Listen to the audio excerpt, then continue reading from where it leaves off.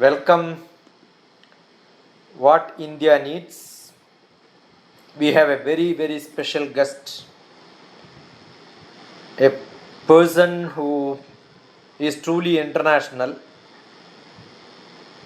though he hails from maybe 300 kilometers, 150 kilometers away from my home. I am from Malabar, Kerala, Kannur district, and just we are at the place on the way to Mysore. That is where Raj is from. He is a person for social service, looking at uniting different religion, thoughts. I loved the way he wrote his intro. A man of love. You want to make people happy, blissfulness. It's almost 1.5 months back. We started interacting almost a daily basis. We met when the yoga 1 month celebration by Dilip ji. Raj brother also works close to Dilip ji on Interfaith. He is a man compassionate to all different thoughts across religion. His family itself is a good example. His wife is a Pakistani and his sons got married to different nations. We will hear from him. I know a little bit through Dilip ji, and I was also discussing just before we started. So a person who grew up in an agricultural family where father was into social service, wanted to be part of government, had the fortune of being very close to Mysore, because Mysore was one of the places of revolutionary thoughts. The greatest engineer, where we celebrate Engineers Day, was the Diwan for Mysore Palace. He was the man who started electricity in Bangalore. He was the man who made city plans, including Nizam invited Diwan of Mysore, Mokshagundam Vishwesvaraya, to plan Hyderabad city. My PhD was in Bangalore, and that college was under the name of Vishwesvaraya. So I had the fortune of sitting in the campus which was built by Mokshagundam Vishwesvaraya, and my first job of teaching mathematics was in his college. That was almost 37 years back.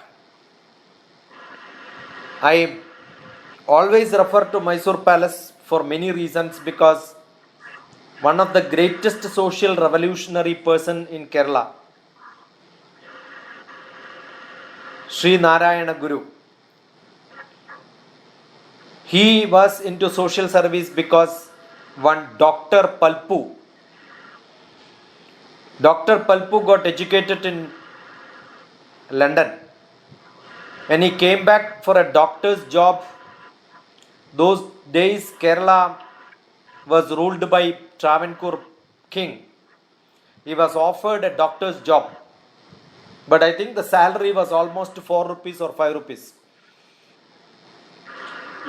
And the job was offered, but later advisors of king identified that he belongs to a lower caste, and he was denied practicing in king's palace.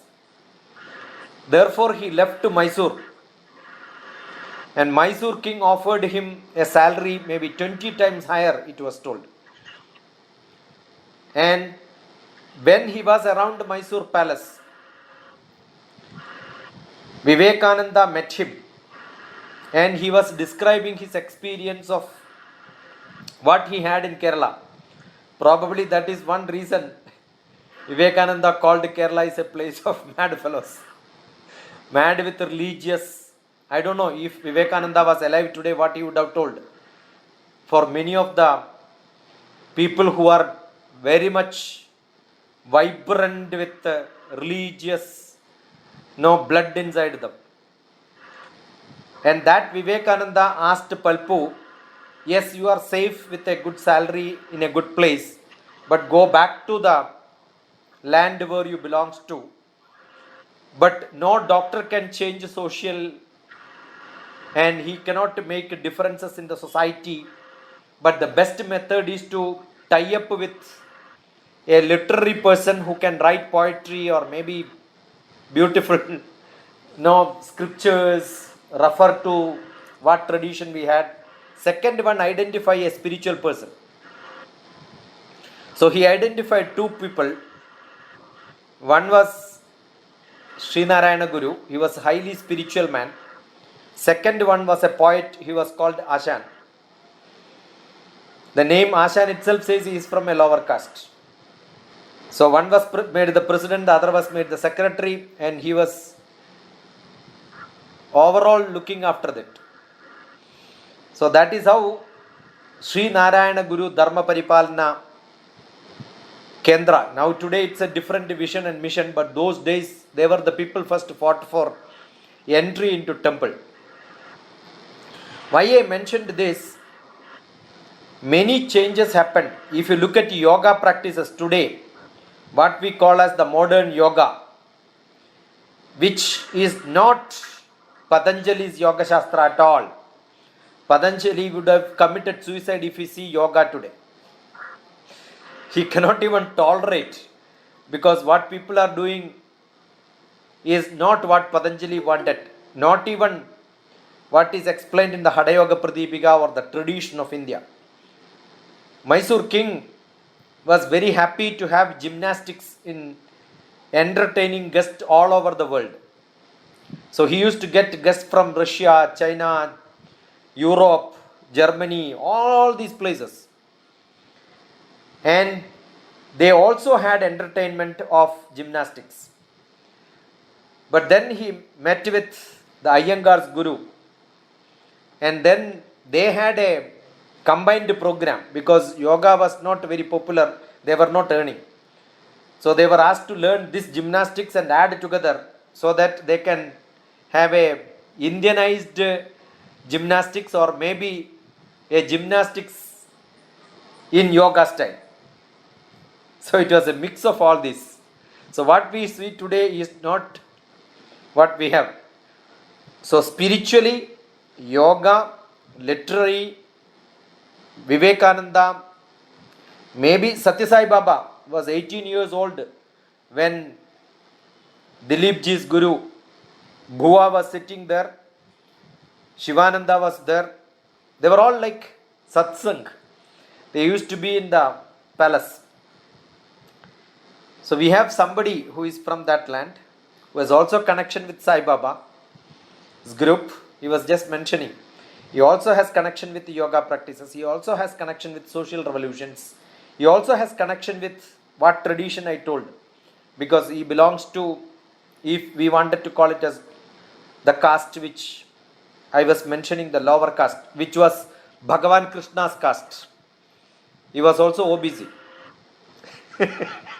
I keep saying, all the revolutions started with, he was Lalu Prasad Yadav's great grandfather, Bhagavan Krishna. He was also Yadava. So Lalu Prasad Yadav is also Yadava. Both had cattle problem.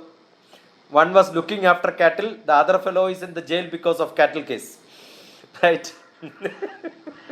So I am sure the tradition is that, but he is an attorney, retired from America, worked many years, lot of experience.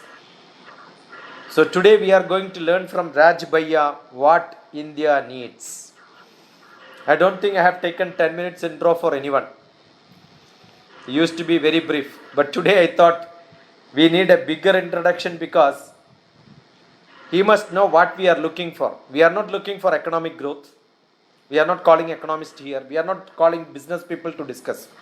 We want what value system, what tradition, where we have to be strong in India so that the savidya, the value addition in life, so that people become happy. What can be added?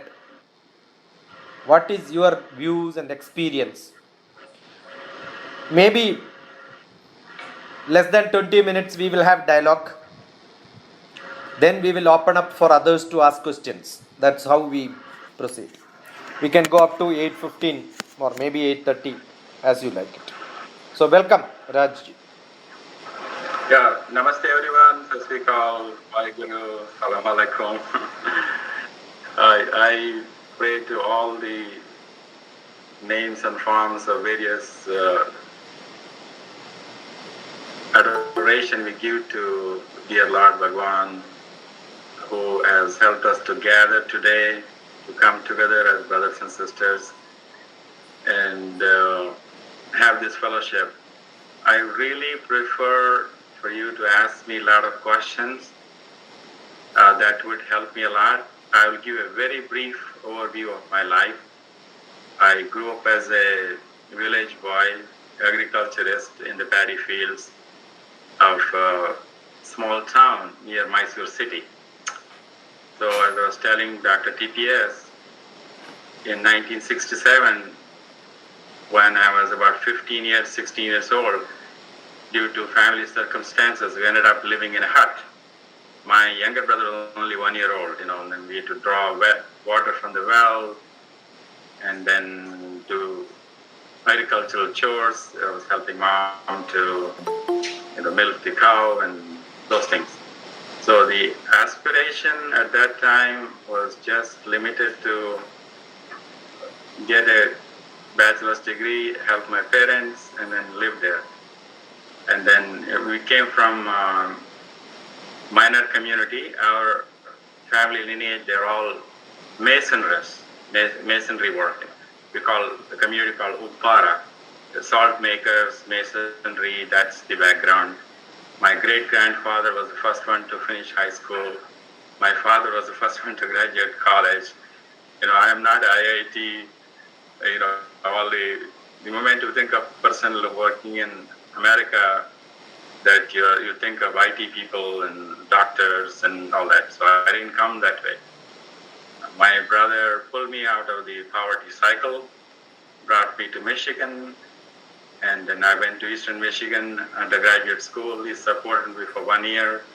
Then I had to work on the campus and made my way through, get a bachelor's degree in business, and got a degree in MBA and worked for an accounting firm.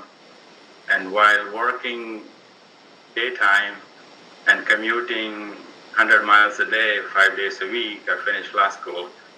By that time, I already had one child. So my oldest son went with me to law school graduation. I carried on the stage. So my background is much different than the typical NRIs you see in the news. And so I hope you will ask me different questions so that I can bring out different aspects of it. So in 1982, met my wife from Pakistan. She's a Sindhi. So we got married. We have 3 wonderful sons, 37, 35, 31, and 6 grandchildren. All 3 of them are married to different nationality. One Canadian Jew, and the one is Orthodox Christian from Eritrea, Italy. The other one is Catholic Christian from USA. So getting along with everyone is an important aspect of it. My mom and dad my mom instilled the fear of God, not the love of God. And we used to pray at the altar, say, especially when we lived in the hut, that bless us with ghee rice and good education. That's all the aspiration at that time. So then Dad well, as a first graduate from our minor community, he dedicated his life to service in our small town, and then eventually ran for MLA. He didn't succeed because of community politics. So that's where it got a lot of debt. We have to move from the town to village premises, So then I used to commute 26 miles in the train, dragging my 6-year-old and 4-year-old with me to go to school in Mysore. We did that for 3 years, and then, I was always a devotee of Sri Rama. When we lived in the town, there was a Rama Mandir next to our house. My mom, to avoid the bad influence of the people surrounding, they're all, it was a bad, drunkards, and it's like living in a slum. It's closer to slum area. That was different. So she encouraged me to go to the Rama temple.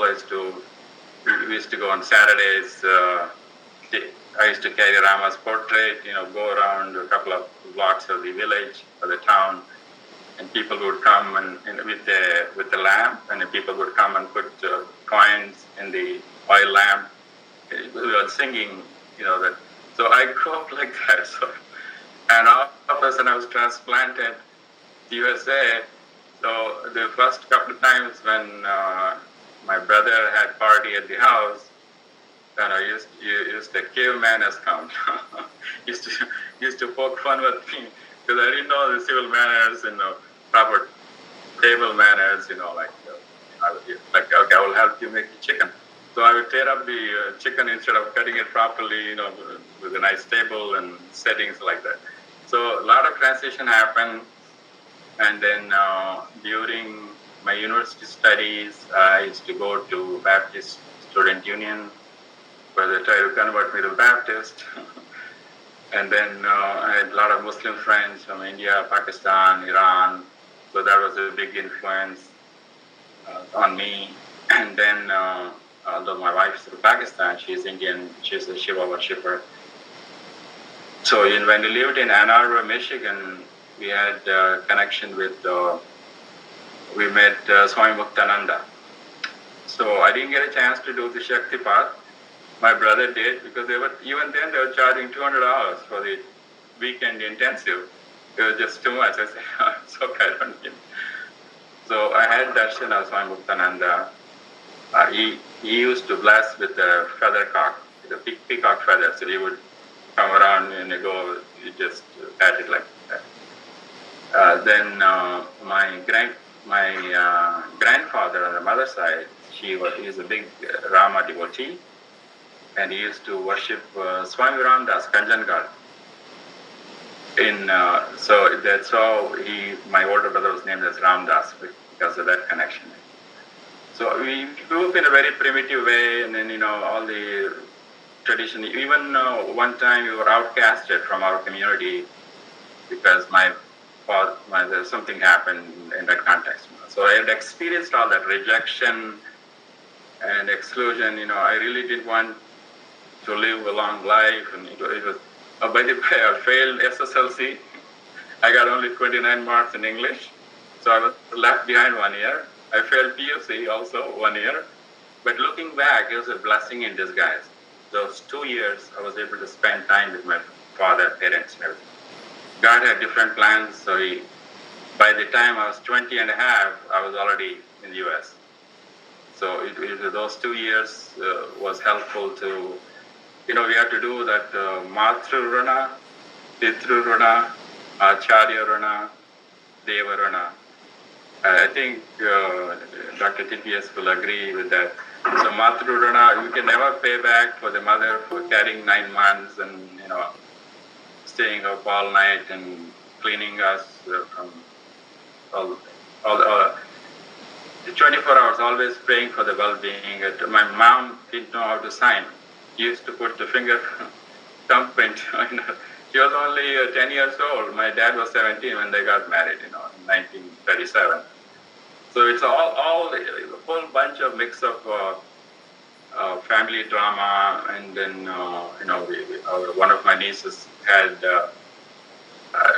birth defect. Although she was born at the University of Michigan, she lived for 26 years, but she never spoke, she never talked. So all these, and then the divorce, separation, and the family animosity between father and son. Everything you can think of kind of happened in my own way, but it kind of drove me to spirituality. So Muktananda's introduction was there, and in 1979 I was introduced to Sai Baba through my sister-in-law. So I liked the teachings and the inclusion and all that. One and only interview in 1980 with my sister-in-law with Sai Baba in a private interview. I didn't know any better. I sat next to him. The oneness journey began at that time. He patted me in the back. We had very silent conversation. My sister-in-law had some mundane questions to ask.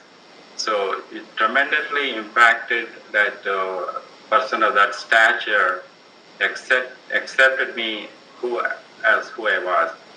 Truly love all, serve all teaching of Satya Sai Baba was tremendously impacted. So the last 5 years I have dedicated my journey as Brother Oneness. I don't want to be an imam. I don't want to be a rabbi. I don't want to be a religious leader. So just Brother Oneness to propagate the message of oneness of all, inclusion, expansion, and all that. So I lost my job as an accountant, lawyer. Children were only 7, 5, and 2. 1 year I was looking for a job in 1992. That forced me to come to New York, and then my sister-in-law helped me a lot to situate here, and then got into immigration practice. I did that until 2 years ago, and now I'm full-time family person and retired. And I met Brother Guru Dilipji in 2012 while I was president of the Satya Sai Baba Center of Manhattan. They were renting space from the same location. So we got to know him. Our ideas match. Yoga is oneness, that's just. So we are going from a different angle that we have to go from body identification to spirit identification, So, even I have a group on Facebook called Spiritual Awakening Initiative. And so, doing all these things. So, money was never a big factor to make a lot of money and acquire wealth, possession. So, since my family life was little difficult, I made it a point to spend a lot of time with my children. So now we have a very strong family bondage with all our children, grandchildren, with all our extended family and everything. So that's why, you have to look at the life's ups and downs, and then God is in charge. We come from nowhere, right? At birth, we don't know, we don't have a from address. We are now here, the same word, nowhere, now here. When we finish our journey, we go nowhere. We never get a call from a person who departed saying, I'm here, okay. So, journey is always from God, with God, and then to God, journey to God. So that's what I've understood, my little experience. I am 68 and a half years old now, and November I'll be 69. So I want to dedicate remaining years of my life to live in harmony with my family, first of all, with neighbors and extended community, and then do whatever I can, whatever God enables me to do. So that's my journey. Please ask me a lot of questions. Just to touch on what India needs. Since I grew up in the village, I think the health aspect for villages in the slums, proper housing, toiletry, the cleaning and schooling, all that is needed. My older brother was a philanthropist. He built a college in Vasudurga. I also built a college in Mysore. He did a lot more and then I was not able to do that level of commitment. You know, the class system, caste system is there, which is really a problem, especially for women, education and respecting their rights, infantile, the preference for male child. Many of the taboos should be done away with. The religious conflicts, like, okay, I worship Rama, you worship Shiva, and then you worship, this is a Muslim God, Allah, Buddha, whatever. We are all walking toward the same path.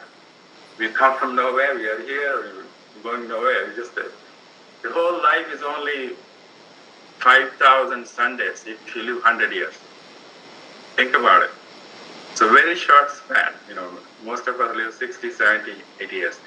So 1/4 or 1/3 time goes in sleeping and taking care of mundane eating, getting ready, etc. The other 1/3 many times goes about the conflicts.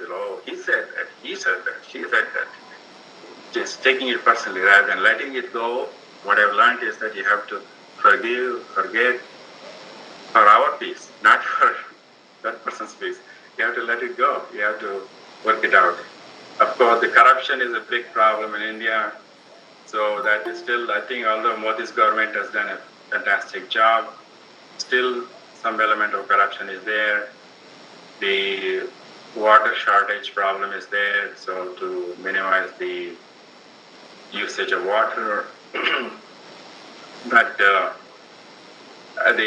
every segment of Indian society could use help. I think the change begins with me, as Gandhiji said. So whatever we could do in our surroundings, especially eliminating conflicts between brothers, sisters, and uncle, aunts, putting so much emphasis on property acquisition. So just having a broad-mindedness, that helps a lot. That makes the person happy. The reason I could boast myself that I'm a very happy person, but I'm not a millionaire, but I'm a spiritual billionaire. So, that's the attitude. So giving glory to God, and then God is in charge. He can make a millionaire a pauper to a millionaire. He can change bad health to good health, etc. At the moment, our return ticket is already booked. We don't know the flight and the time. So we have to be mindful of that, so that what we can do to be happy at this moment, and then what we can do to be happy with our people around us, whoever God places in that journey. So I've spoken a lot. I would welcome questions from each one of you, and I'll do the best I can to answer. So my journey is totally different. Namaste.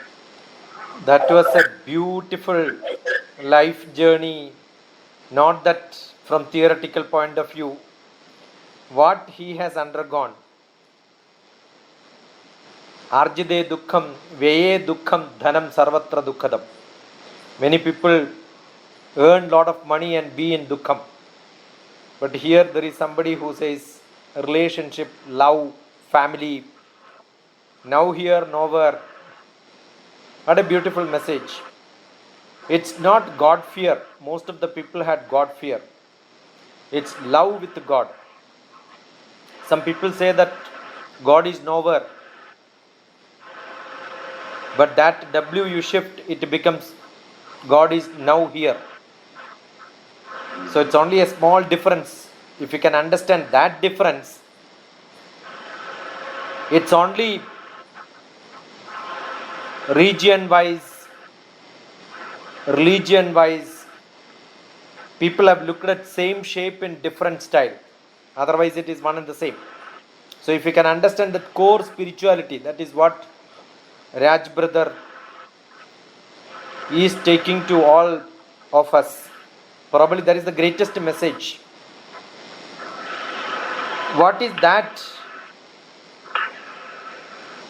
Is it that the religious leaders' responsibility to make people to live together instead of making people to fight each other? Is it politicians or the religious people who is most dangerous, or is it a mix of both? Is it that religious people becoming politicians, or maybe politicians are trying to be religious though they are not? What is the real crux of the problem, Raj brother? Yeah, I would say that my observation is that if we reflect on the temporariness of life, then I think the whole attitude will change. In terms of, we're not going to, many of the emperors and all the people, Maharajas and all these people, billionaires, look at, the Apple founder, they're gone. It's gone. So just if you shift our focus on, we are here only for a short time. We're visitors, so we don't need much. How much food are you going to eat? Even you order 10 dishes, eat. Once the stomach is full, it's full. They say, I don't want it anyway. So I think I won't blame anyone, leaders or politicians. It's just shifting our focus. It's a one-on-one journey to a God of our choice. It doesn't matter, Allah, Buddha, Jesus, Mahavira, whatever name, form you follow. Follow the core teaching, respect one another, honor the feelings of person. Especially Sai Baba said, don't let women in a house shed tears, which is hard to do. The thing is, you have to, even Vivekananda always addressed everyone, all the women as Ma, mother, So that feeling that you don't, the sensual tension should not interfere in a pure relationship. So it's an individual journey, understand the temporariness, and then journey forward. If you want to be happy, that's the way I see it from my own experience. If you want temporary joy, just to feeling good, I blasted this person today. I stole this money, my bank account went up. That's only temporarily lived. Your consciousness at the end of the day will bother you. You cannot sleep, then you need sleeping tablets, you need attention, all kinds of things. So if you live in a simple way, in whatever way works for you, that helps. Yeah, it's Mahatma Gandhi who said, when you deal with a person, deal as if you are going to die or he is going to die in the next moment. Then no hatred. But learn like a person who is going to live here for longer time. If you tell this to children, they'll say, anyway, I'm going to die, why should I study, Good. So I don't have more questions to ask. I'm sure all of you will have a lot of points to add, comment, discuss. Welcome. Raj brother is there with a lot of experience of starting. It is not that simple to meet somebody like Muktananda who authored how many books, starting from Shaivism, Vedanta, all that. It was a great tradition, the Nityananda tradition. Also should mention that in one last point, also mentioned that in 74, when I lived with my brother, in 73, sorry, he took me to Swami Prabhupada. He was in one of the Ford Mansion, Ford Motor Company. One of the sons is a devotee of ISKCON, of Hare Krishna. So we have made many things. Just to highlight, it's all looking at Godward journey. That's. Sorry, brother, Professor. Guruji, namaskar. With your kind permission. Sir, with your kind permission. Hello, am I audible? Namaskar. Yeah, no. Sir, my question is this way. Health conscious, we make asanas, we make yoga asanas. For the jnana point of view, we run after for the certificates. But when it comes to the spiritual awakening point of thing, we feel that it is at the end of the life or after retirement life, we have to think about the spiritual point of views. Why it is not raising at the early stage, in the sense at the childhood stage, what is the importance of the spiritual point of view? Why it is not raised out? In any curriculum, this point is not highlighted at all. They say about that these things are achieved and we got the independence. These things are achieved because of these things. But why spiritual point of view not emphasized in the curriculum system and general life? That is my question, sir. Thank you, sir. Thank you, Guruji. If I may, we have taken birth to fulfill our karmic obligations. Our spouse and children and parents, they all come here to give and take. Some account has to be settled. So the spiritual understanding many times does not dawn on us until we get into some crisis, loss of job, loss of family member, health, and something terrible has to happen. Then all of a sudden we say, oh my God, I thought I'm in charge, but it's really the higher power is in charge. So then the spirituality comes, then you look at what's the purpose of life, why I'm here, and all that stuff. So then we're shifting from body consciousness to the soul consciousness of who we really are. That all of us are brothers and sisters, Vasudeva Kutumbakam. That understanding will come. So each parent has a job to do to give that understanding. Don't hate this person, don't go there, don't do this. Then no. Teaching begins with the parents at a very young age and our relatives, friends. So the spirituality education can begin with our parents who can guide us to put us saying that, look, you're hurting yourself by hurting my sister, my brother. DrTPS? Yes. I have a question. Actually, you just told about your life journey, and you just went through a lot of struggle during your life. And when you moved to USA, you must have seen a life of lavishness or a grand life. So why weren't you attracted to it? Why were you inclined towards spirituality? When in your case, like your case, if a person goes through a lot of struggle, when they reach to success, they have a lot of aspirations. They want to grasp each and everything. They want to grab a lot of material things in their life. So what made your inclination towards spirituality? Why you weren't inclined towards worldly affairs? Like amassing wealth, like gaining a lot of money and building a big bank balance like that. Thanks for one more question. Shiva, Mishra, can you introduce yourself? Professor Ravi is a retired principal from one of the engineering colleges in Maharashtra. He is a regular attendee. Maybe Mishra can introduce yourself, please. Yeah. Please. I am Shivansh Mishra. I am a student of political science and economics at Delhi University, and I am a resident of Uttar Pradesh. And I am currently in the third year of my graduation. And after this, I want to be a civil servant. Thank you. Wonderful. Yeah, Shivanshi, I think you can join the IAS coaching from DrTPS, so you can go in the civil service. I read about destination. To answer your question, there you go. That's a very noble goal. Well, my father was a big influence. He as I said, that agricultural background, and somehow he hated money. But in the morning prayers, it's really a dichotomy. We are Shiva devotees, right? So you would say, oh, we are Shiva. Shiva lives in Smashan, just with minimal bare necessity. We wish we were devotees of Vishnu.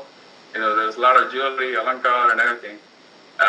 So I think the emphasis was all. That was one aspect of it. the most important for me was that, looking what was happening around me itself, the money, property acquisition did not bring long-lasting joy. Long-lasting joy is that if I can make you smile, then it adds up. One thing at a time. That means I have no animosity towards you. I like you the way you are. I'm not expecting anything in return. So that type of the simplicity was bestowed to my grandfather, who was a very successful businessman. He had buses. He had his contractor.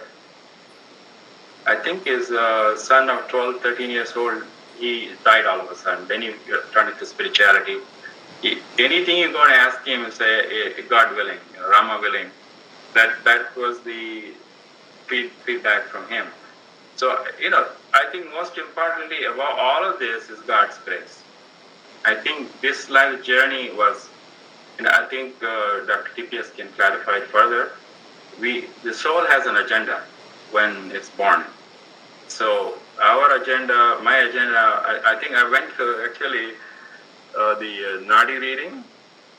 They told me that I was a physician in Kerala last life. I was really crazy about money. They were saying that I would do anything to grab money.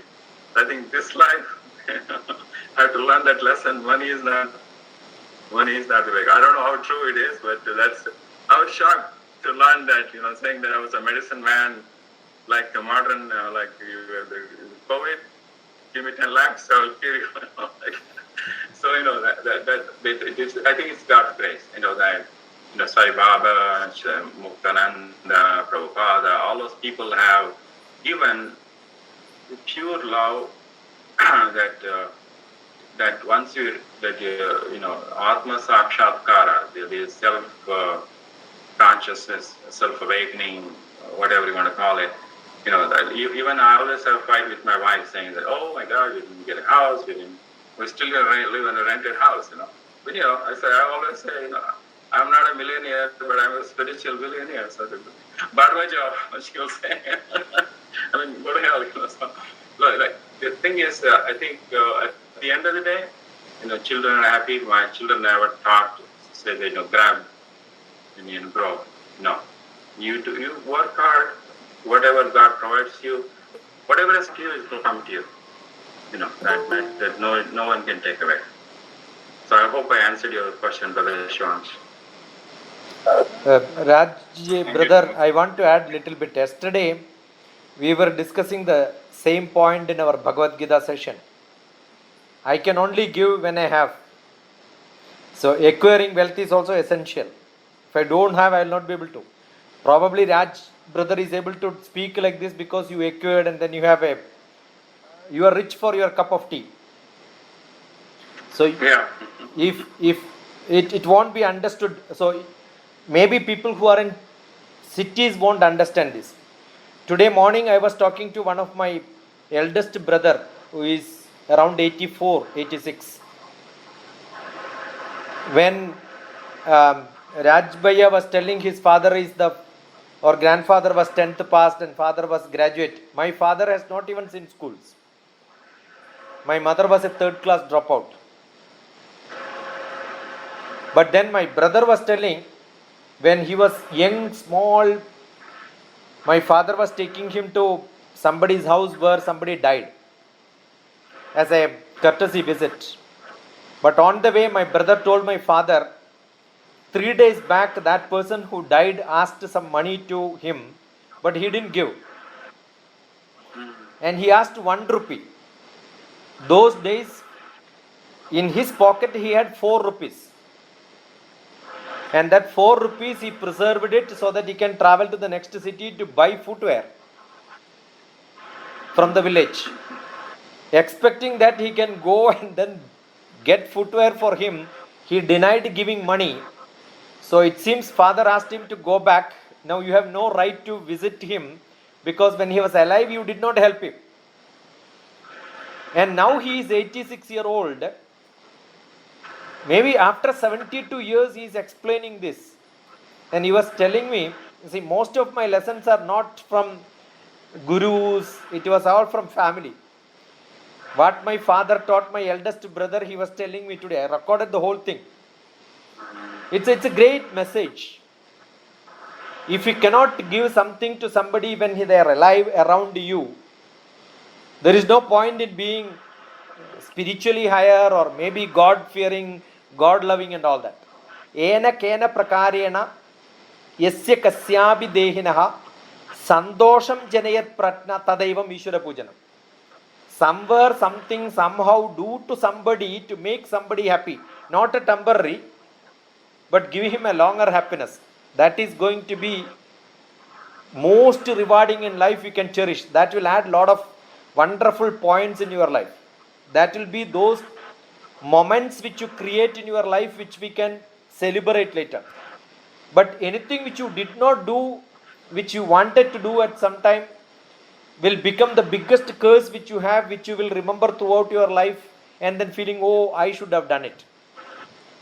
So by heart, all of us are kind.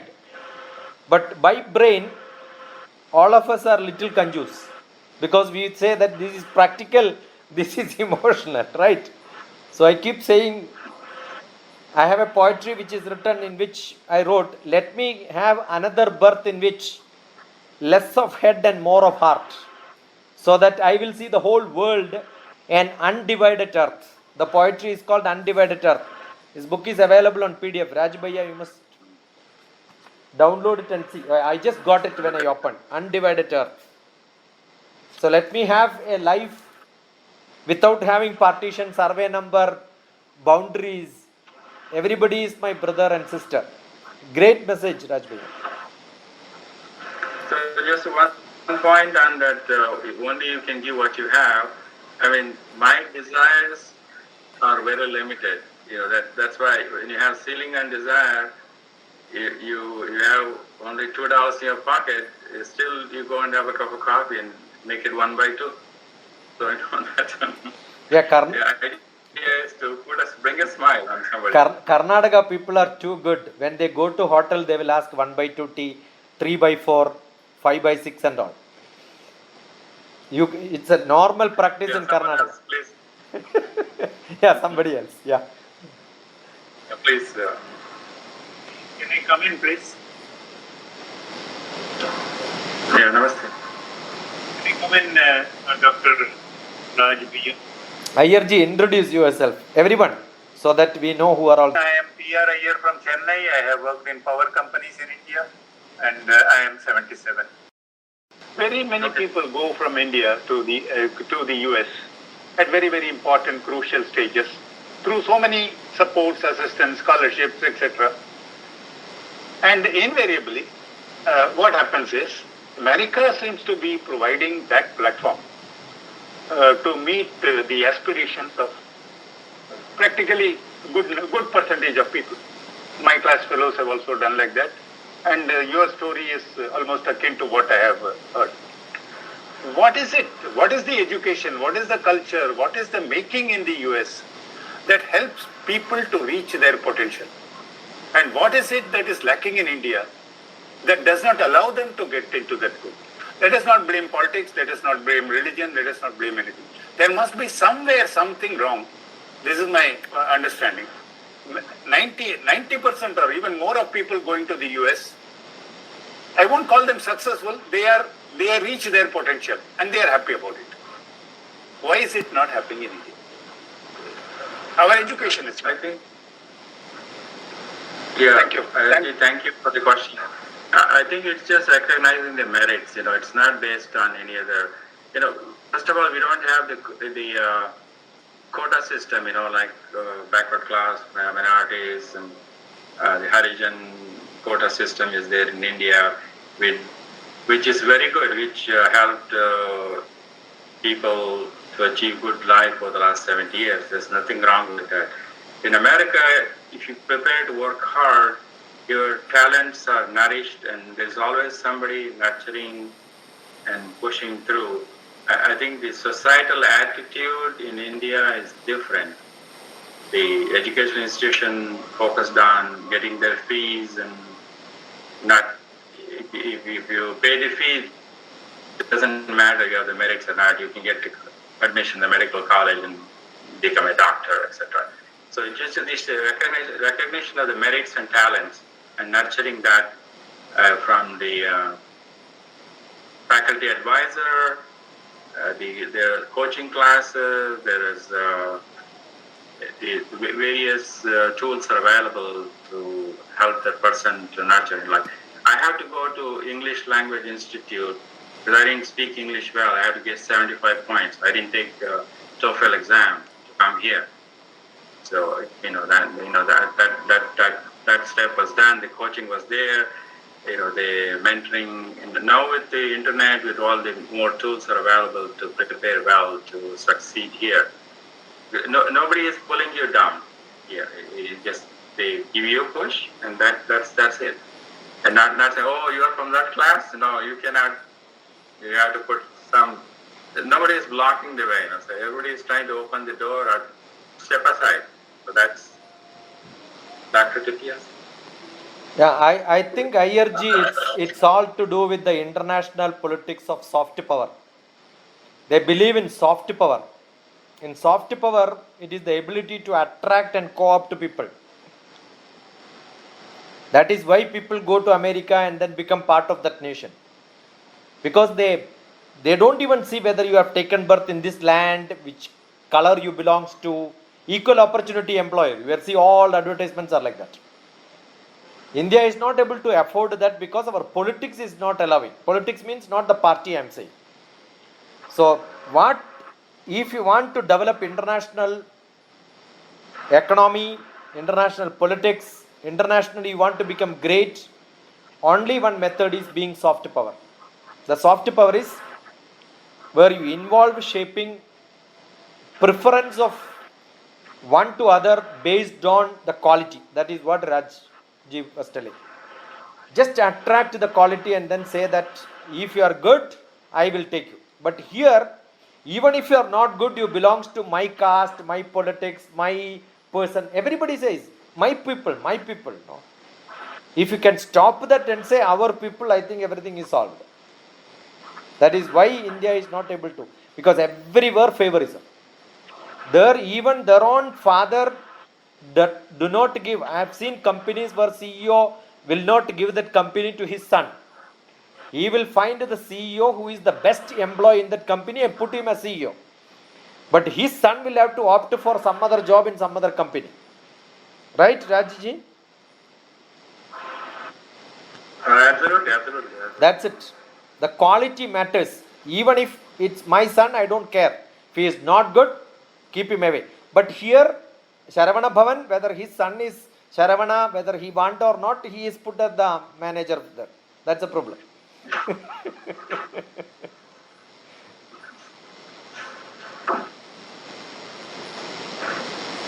Yeah, anybody else? Don't have to ask me. You could just unmute and start. Hello, my name is Shivam and I'm from Delhi, but I'm living in Oman right now, Muscat, Oman. So first of all, I wanted to tell that even I got admission in Eastern Michigan University this year. And I just passed it. I don't know if I'm going or not, but then I have admission over there. And I could relate to everything you told.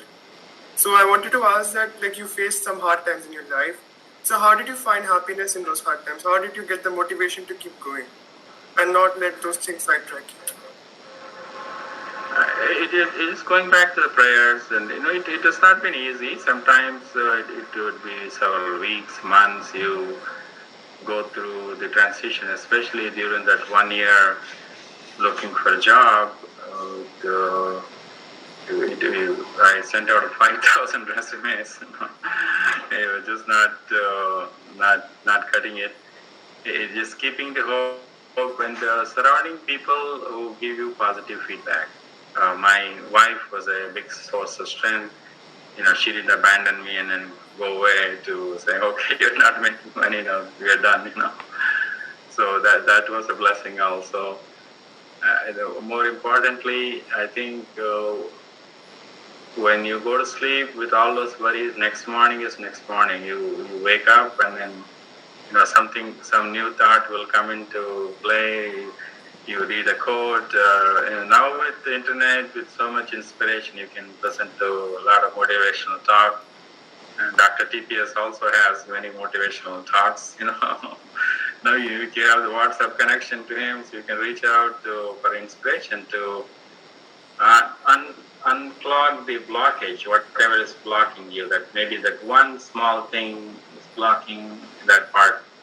So more resources are available now. And my older brother, he never gave up on me. Although I failed SSLC, PUC, but he had faith in me. He said, "You can do it." And then he lived long enough to see me. I became a lawyer in America. It was a very proud thing for our community and all that. So it's surrounding with people, your parents. You have to have the core. Whatever, one person is enough, or if you have more than one person, a friend, ally, who would never look at the negative side of the situation. You would say, okay, glass is always half full, not half empty. So that helps. And the prayer, always ask for God, you have brought me this far. If this is all the purpose I have to fulfill this life, so be it. You want me to continue on to help my parents and whatever goals, what family obligations you have to fulfill, then God will provide. Many times in the testing, God's tests are His taste. God tests to see whether you're really trusting me or you're trusting your ability. So I don't know if that's helpful for the Shivam. Thank you. Shivam, for joke, just a joke. When Raj was telling that wife was my best person who made me happy and then no worry, I thought Shivam is going to decide that I'll get married before going to Michigan first. Okay. There is a joke. Sai Baba said, why? First he said, why worry invited forever? But no. Wisdom invited forever. That's corrected. But it can also be. It can also be wealth in full enjoyment. Support the lifestyle, yeah. Yeah. You need someone. That was the message which Raj Bhaiya was telling. This is also in the same poetry, Life of Love. You need someone who will carry you. You need to trust someone. That's very, very essential. Mahatma Gandhi always, I don't think anybody would have undergone that difficulty in his life as Mahatma Gandhi would have undergone, because he always goes not in the normal practice, just in a different track. When the whole politicians wanted to oppose Britishers with the fighting, he said non-violence, right? It's not that simple to take that message through. But then he was in conflict. That's why there is a saying, instinct to physics is Mahatma Gandhi to conflictology. That's a big quote. If you want to take example of Mahatma, but you will see him always silent, calm, accepting everything, smiling, be active. That is just because you read his book, Gita, My Mother. He used to go and sleep on his mother. When we feel upset, we go and sleep on our mother. Similarly, Mahatma Gandhi went and slept on Bhagavad Gita.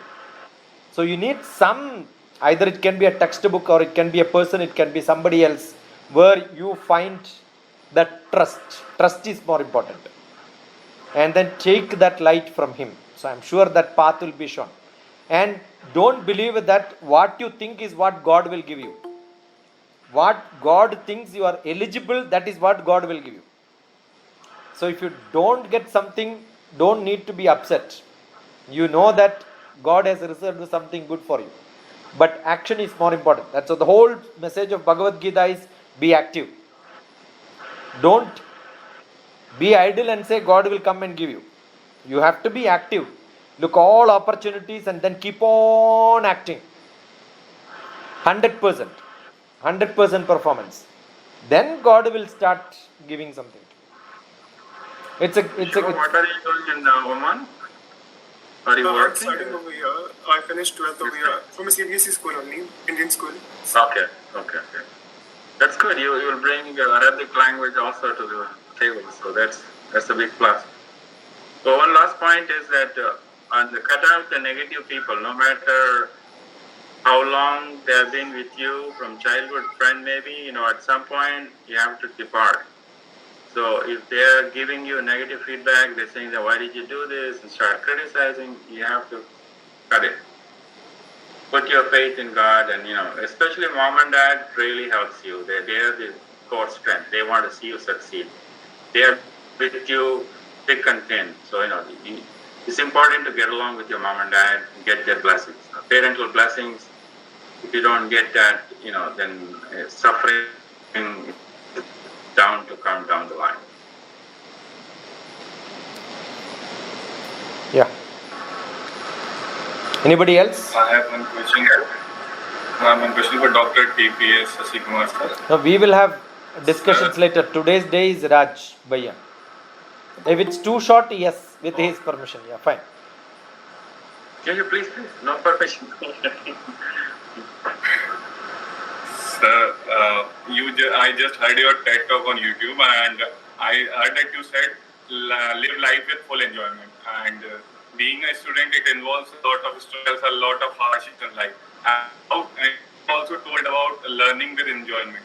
So I was just figuring out how can we learn with enjoyment? How can we keep on learning and enjoy the life in the process?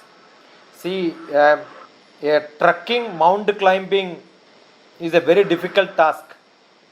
But if you enjoy it, that is the most enjoyable thing in the world. Swimming is very difficult if you don't know swimming. But once you are in water, learn swimming, you will enjoy it. So anything, it's your attitude setting which is more important. So you decided to study. It's not that somebody forced you to study. So once you are into learning, enjoy that learning. Otherwise, quit. We also don't want everybody to get into higher degrees. So I keep saying we also need attenders, we need drivers, we need different jobs are available. Not everybody has to become civil servants, right? So the IAS person also require a driver. So if everybody become IAS, who will drive IAS car? So you don't have to worry about whether you reach higher or higher. Happiness is more important. But then you are doing a job, and every time you think that some other job would have been better, you will keep on thinking about something else is better, something else is better. You will never enjoy. Everyone has a role to play. Enjoy them. That is what is essential. But don't be satisfied. Satisfaction make you to be stable in that place. Be happy. But keep on developing. Even becoming an IAS, becoming a collector is not great. Again, you have to be up to the chief secretary. Oh, becoming chief secretary is good enough. No, I want to become cabinet secretary. Cabinet secretary is good enough. No, after retirement, I want to become election commissioner. Is that good enough? No, I want to go to United Nations general secretary. So keep on aspiring. That's why I keep saying IAS. Inspire, aspire, success. For which immediate academic success. Now you have to be a good student. Now you don't study well, you don't enjoy. If you don't enjoy as a student, even if you don't, I keep asking, all married people are happy? No. Unmarried people are happy? No. You will see around everybody happy, unhappy. So it's your attitude which makes happiness and unhappiness. One point I would add Shivansh, is that you got to do little things day to day, whatever. You take the food break, whether you enjoy, if you like drinking tea or having some special. If you're having a bad time studying, sometimes it's better to go for a walk or listen to music, different activities. So that's how the happiness builds up. And then if you're not enjoying the subject, maybe you have to get some tuition course, or you may have to change the direction. So it's just a matter of keeping at it. but you find time to relax and enjoy, maybe 10 hours sleep. So something you need to break that chain of thought. When you're not enjoying, you need to do something, that may help. That's something. I used to sleep a lot, I was bad days, This one time, Christmas holiday, I was all alone in my room. I like 24 hours sleeping. So one of the friend came knocking down saying, are you okay? Then come, he took me out and, kind of cheer you up. It was just, if we get into that rut, so it's important to keep in touch with the people you're close to, phone call, or quick, chat, or watch some humor, video. We have to learn to laugh at ourselves. That's one thing. No matter, look at the missteps that just happened in your short lifespan and how far you have come, right? So there's still more space to go. The IAS definition, I like it. So you just have to keep aspiring and keep going. But always put God in first place. I think it's all culture. In America and Western country, you will see weekend means they enjoy. But here we don't have Saturday, Sunday, Monday. I don't know. Every day people study. And they say, oh, holiday is coming. As if only during holiday do you really enjoy? Ask a question yourself. How many Sundays really you enjoyed? How many Sundays you kept your book off, saying that today is Sunday, I'm not going to open my book? We don't do that. We keep thinking everything worried. Exam is a worry, study is a worry. But that's a different culture in the West. They work up to Friday, then enjoy. Once they come from the office, they don't even touch anything. That's why Friday afternoon is happy hour. Yeah. Enjoy. But you can find, you don't have to drink to be happy, that's. Yeah, there are two ways. One is spirit and the another one is spirituality. Yeah, it's better to be God intoxicated, When you are God intoxicated, you are naturally, you bubble with joy, There's nothing will hold you back. Anybody else? Can I have one more question?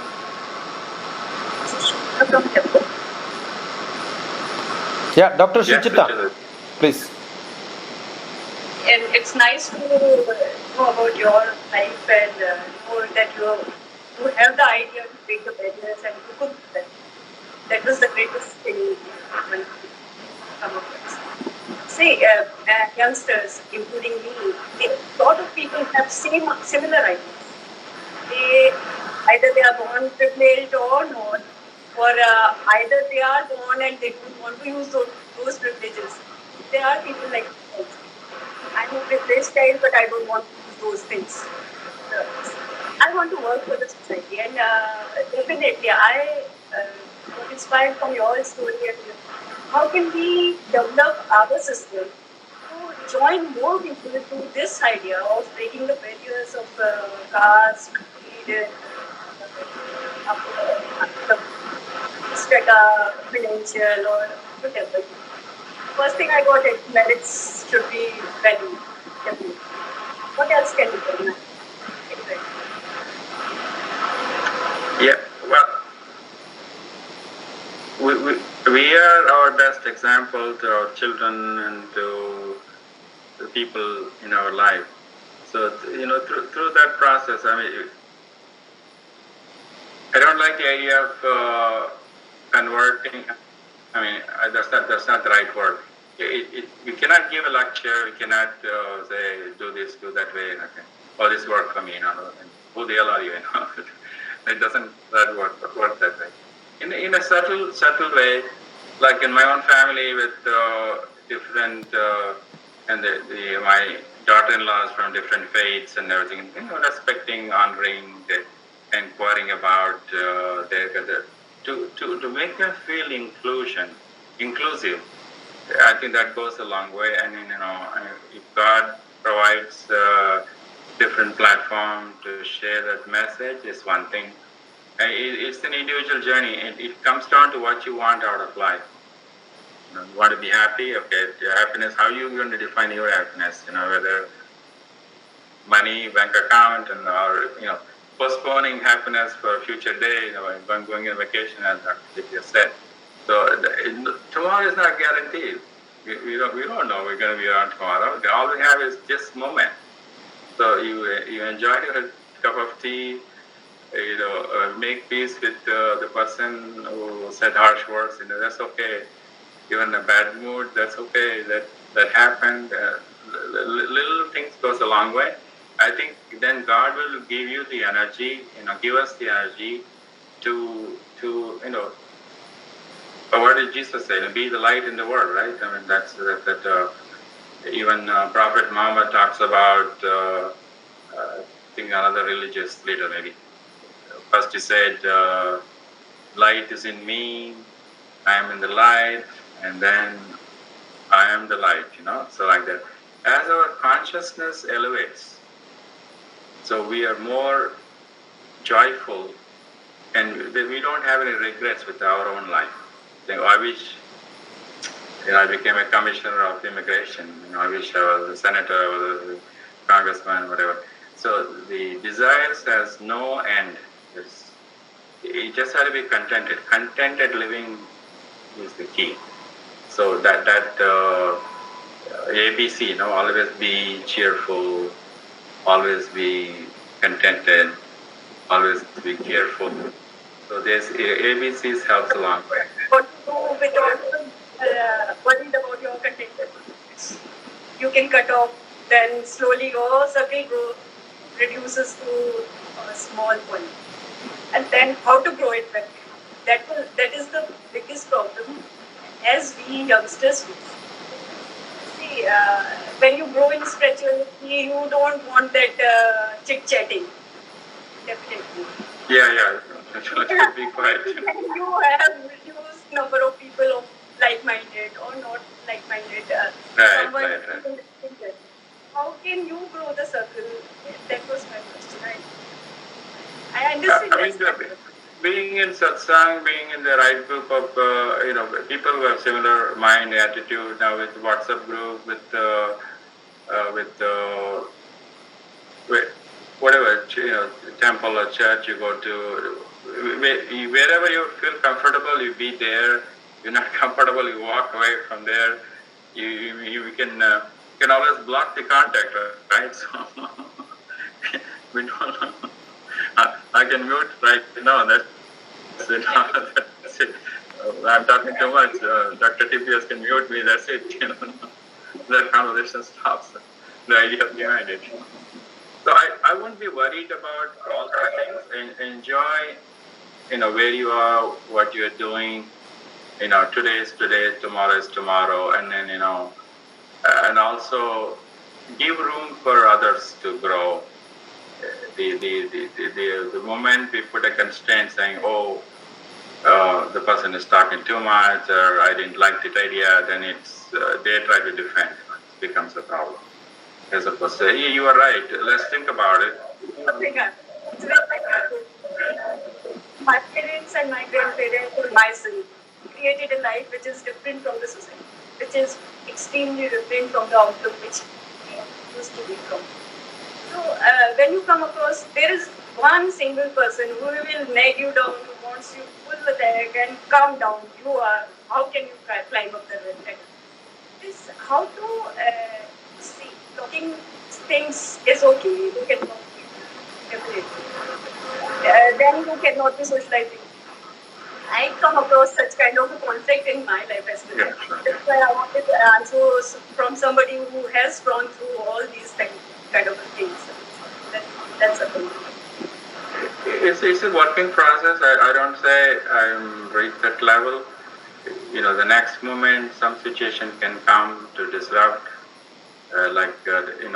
This morning, I thought I'll help my wife with the laundry a little bit. Then she said, no, we're not doing the laundry today. We're doing tomorrow. We are doing this. So then I have to calm down. Say, okay, that's it. Many times the voice inflection can change the energy. So how we respond, Suchitaji, then it's, right away, that I am in negative territory, right? Say Suchitaji, then it's, you tone down. So when you have a difficult relationship, difficult situation come up, many times not to speak, they work up more. Then then the boil over. It's like milk. After it's heated up, it's gonna boil over. That's it. It's so they cannot talk more. And later on, they themselves realize that it's something wrong. So they apologize. It's better not to react, better to act. It's difficult to do, but by God's grace, you. That's why each day, each experience is a learning experience to become a better. Like I think DrTPS, I think it was yesterday I was talking about a goal of education to become a better human being. There was some discussion, I don't remember now where it was. So the whole idea is to be in that stage of being. A lot of silence is required, a lot of self-analysis and regrouping, not to react, just to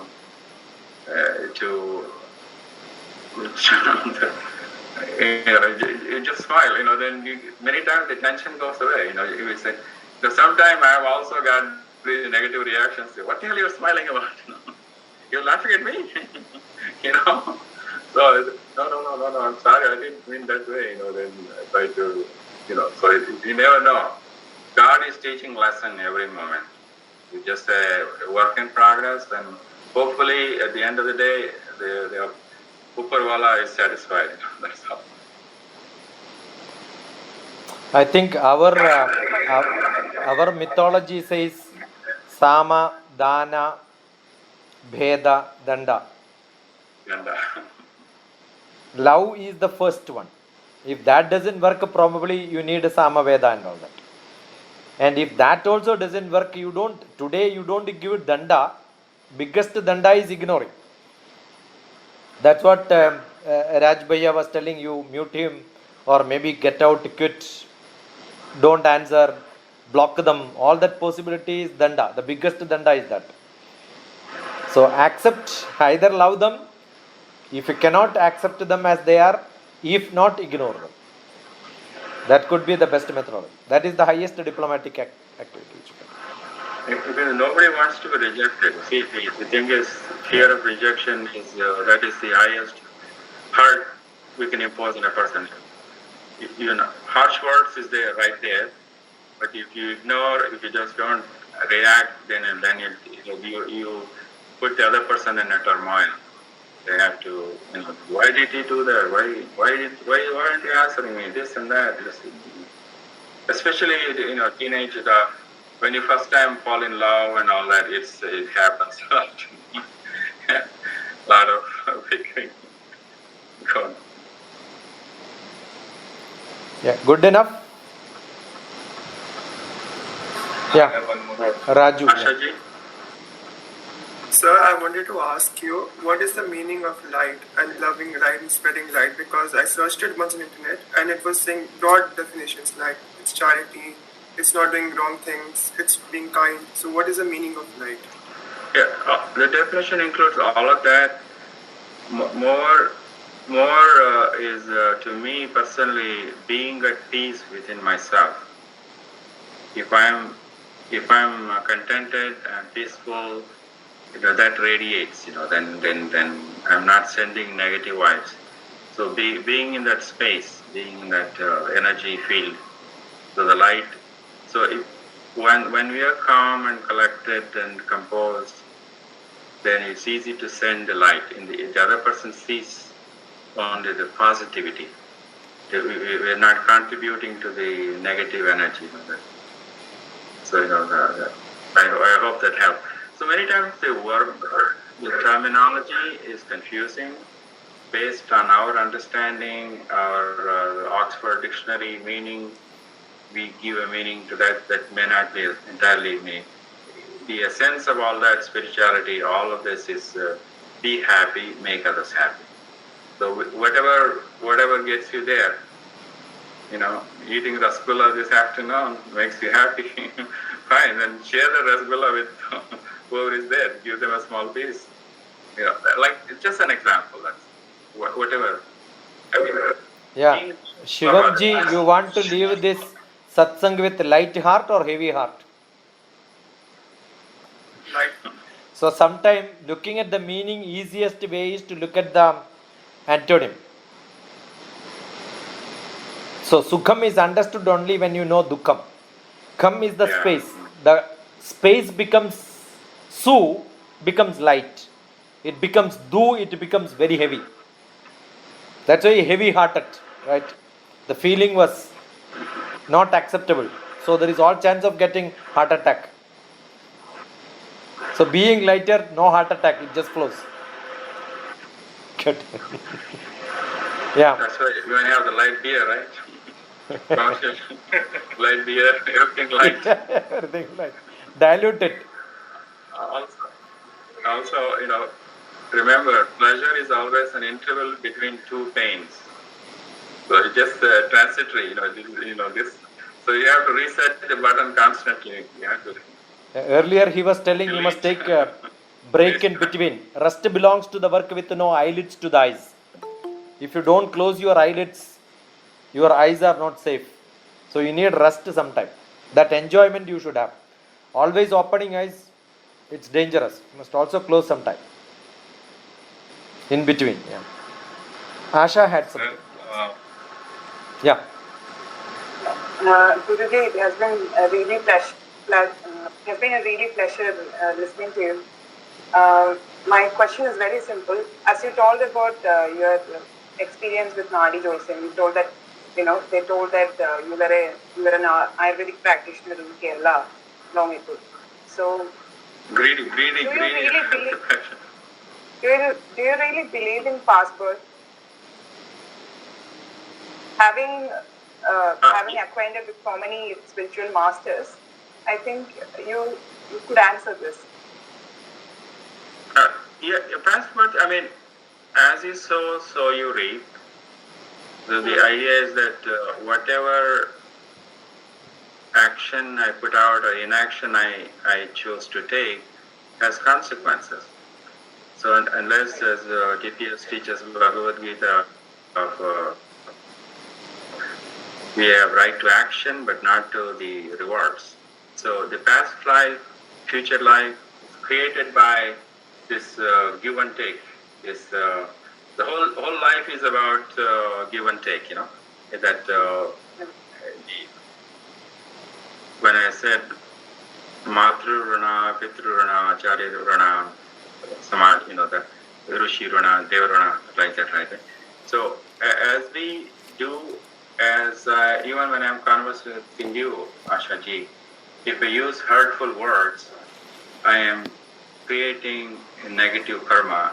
So someone else, DrTPS or Suchita ji or someone else will yell at me later. It just what goes around comes around. So past life is an essential concept until we see. So what's the goal of liberation? Is mohakshaya.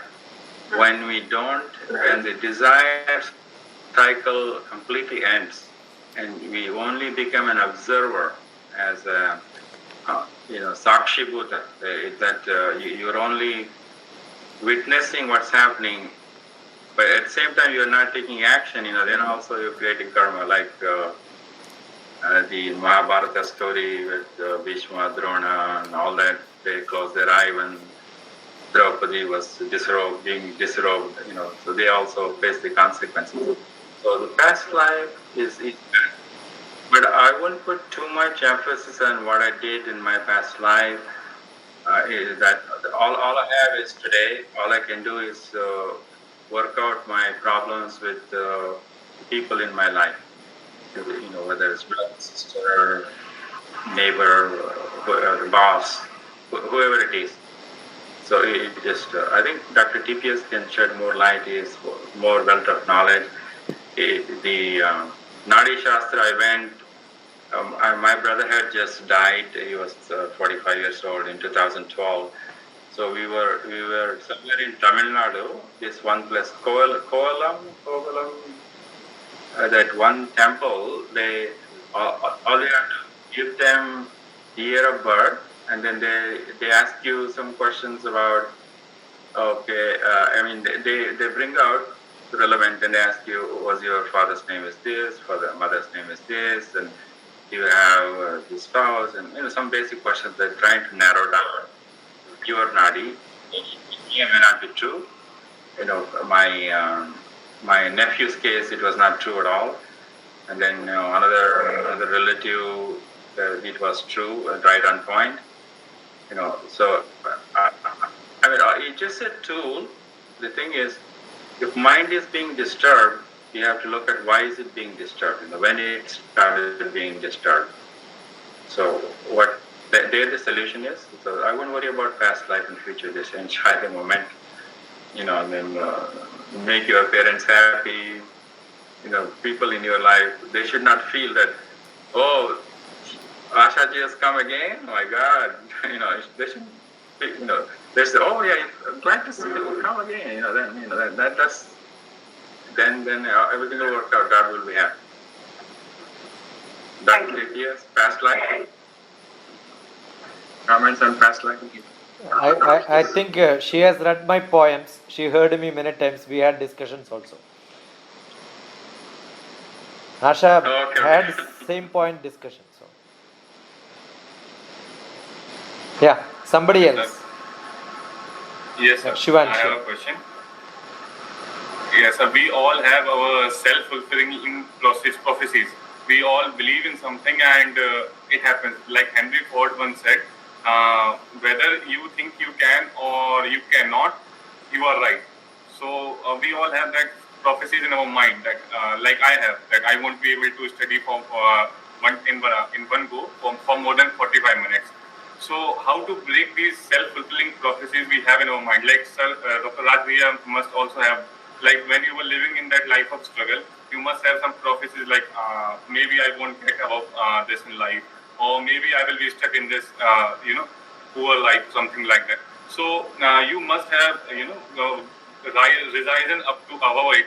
You must have, broken those prophecies you have in your mind. So how did you do that, or how should I do it? I think reading the biographies of people helps, and then listening to discourses, positive message, and getting positive feedback. Like I said probably. I remember going to. I was after PUC. I was doing BCom before I came here. So I remember going to my brother's graduation. In the convocation. So then, there were limited tickets. I had to be outside the convocation area. Remember crying out, saying, "Oh my God, I wish someday I can get a degree and it would be good." The thing is, parents' blessings are there, and then your prayers, constant encouragement from people, all that helps to break down the thought process, to reprogram it, to start, and also creating small steps of success. So 45 minutes you were able to study, that's good.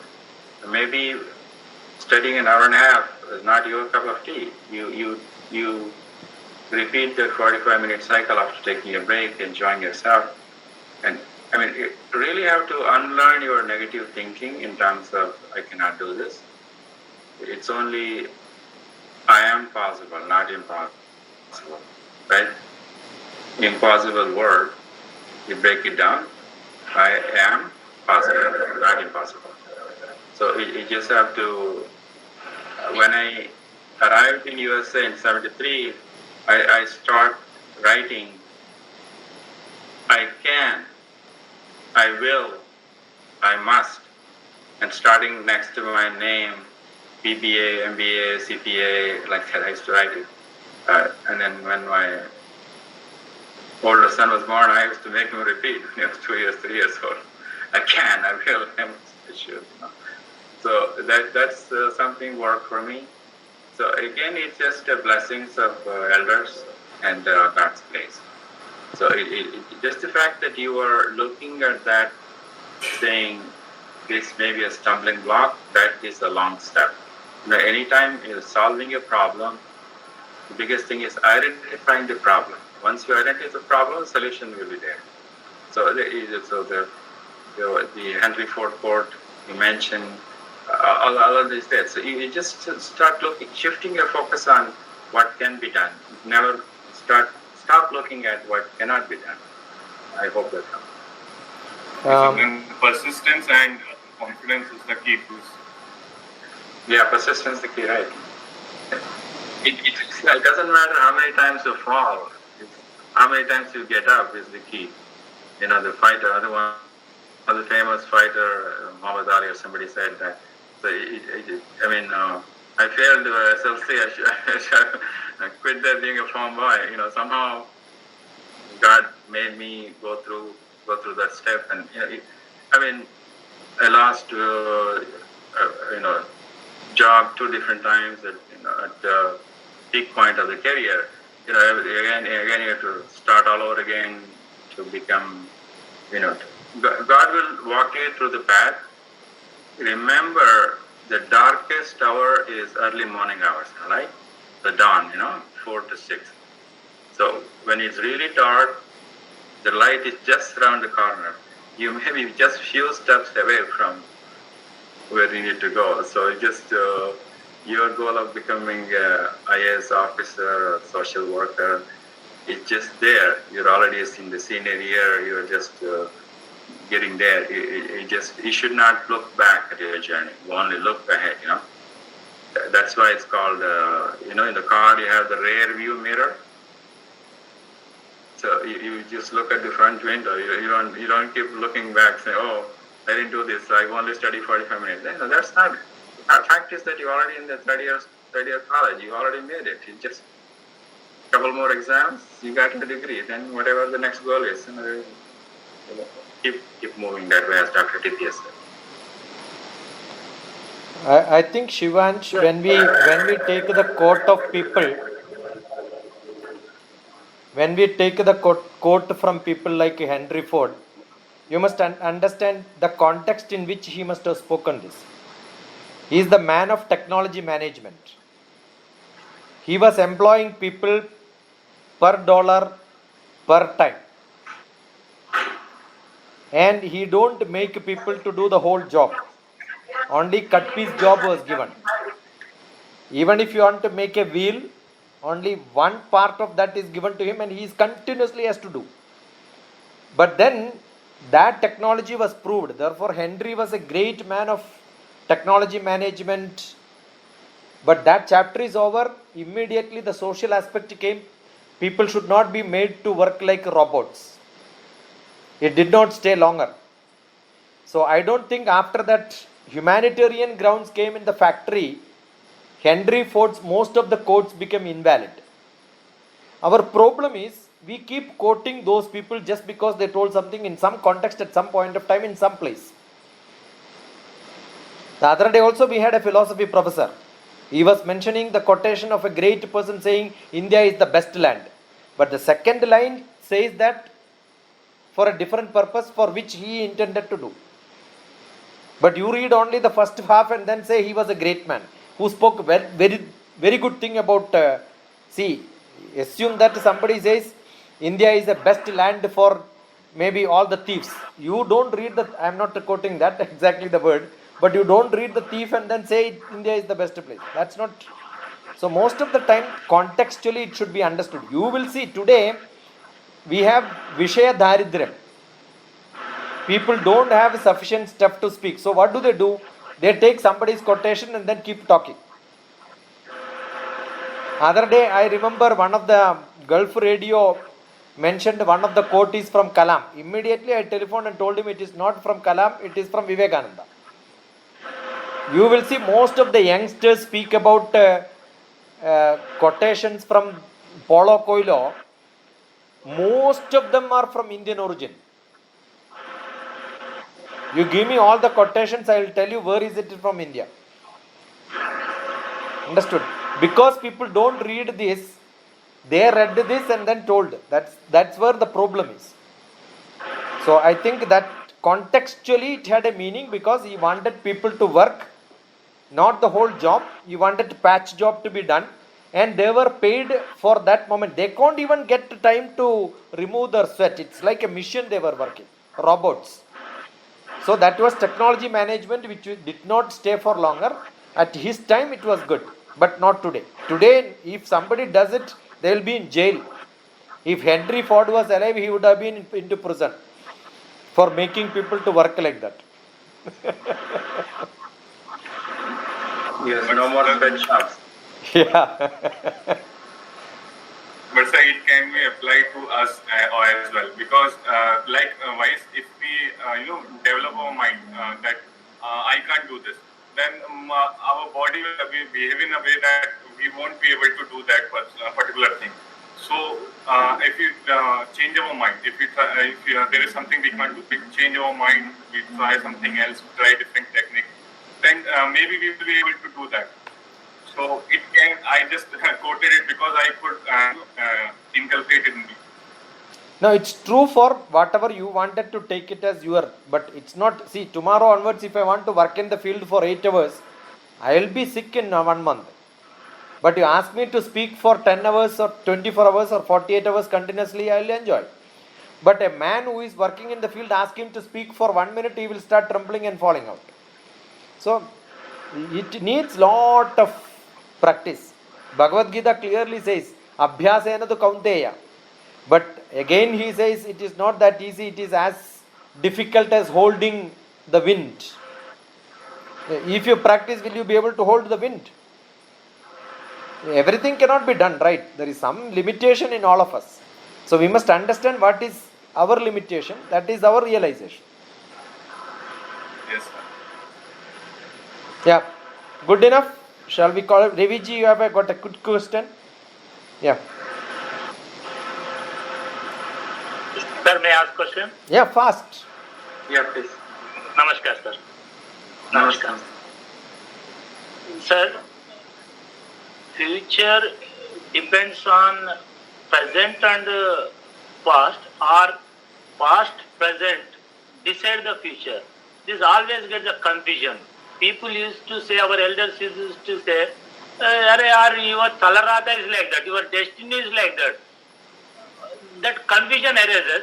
Please, that clarification I required in such a way that present and past, it decides the future, or future already decided you, as per the future, you work present and past is there. That is my basic thing, sir. Well, we are experiencing the fruits of yesterday's action. The today's action will reap the benefits tomorrow. It's the present which creates the future. Although there's a concept discussion of prarabdha karma, sanchit karma, and all that, I won't go there. I think you can make a good investment today, for example, and then get the reward tomorrow.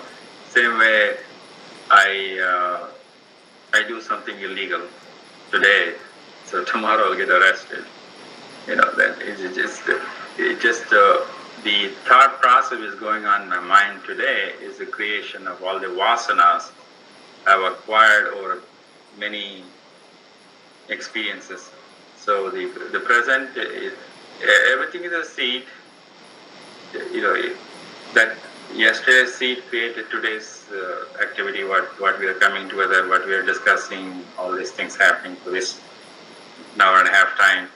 So what we are taking from here, how we are behaving, how we are thinking, will set the stage for next time. The fatalistic attitude of even like my dad used to tell me,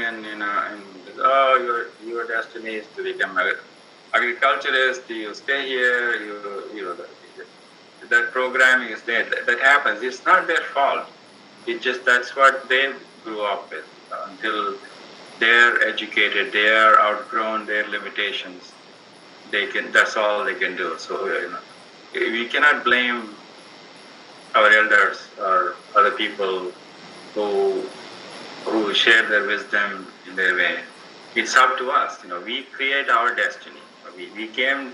We chose this life through this karmic process, and then we are doing that life. Same way we can create our destiny for tomorrow through our actions or inactions today. Good enough. So we'll call it a day. There are a lot of takeaway from whatever experience sharing, the real life experience. So I'm sure all of us are enriched by taking some portion of the messages, because unless you pass that, you may not be able to use it. But I'm sure these are all great learning. So thank you, Raj Bhaiya, for making this evening so memorable. Great. We'll keep meeting. We will have more and more satsang like this. This is only a satsang, quite informal. Tomorrow we are going to have sharing by many people. Jami is here. I think Shivam is going to be tomorrow, or maybe 12th. Yeah, 12th. Mishra is going to be, Shivansh Mishra will be there. Reviji, I also added you for tomorrow. Reviji is going to speak. I will be there on 15th. Yeah, so most of the people who had discussions here, who were attending, we are making them to be part of discussions. And then another 2 days somebody else. Then again we will have who are all here again discussing. So with 13th we will close it for temporarily. We will take it up with action items, some formation of some actions where we can threadware discuss to see what can be done. So pranams and thank you. Thank you, Dr. Thank you all the participants. It was a thank you. God bless you. It was a great blessings from you. It's a good blessing. Tomorrow we'll go sit, sir. Thank you. Thank you. Thank you, sir, for answering my questions. Thank you very much. I am very motivated by your vast knowledge, sir. I always want to have a knowledge like you, sir. You have knowledge in almost every field, sir. Thank you. It's a time process. We'll get there.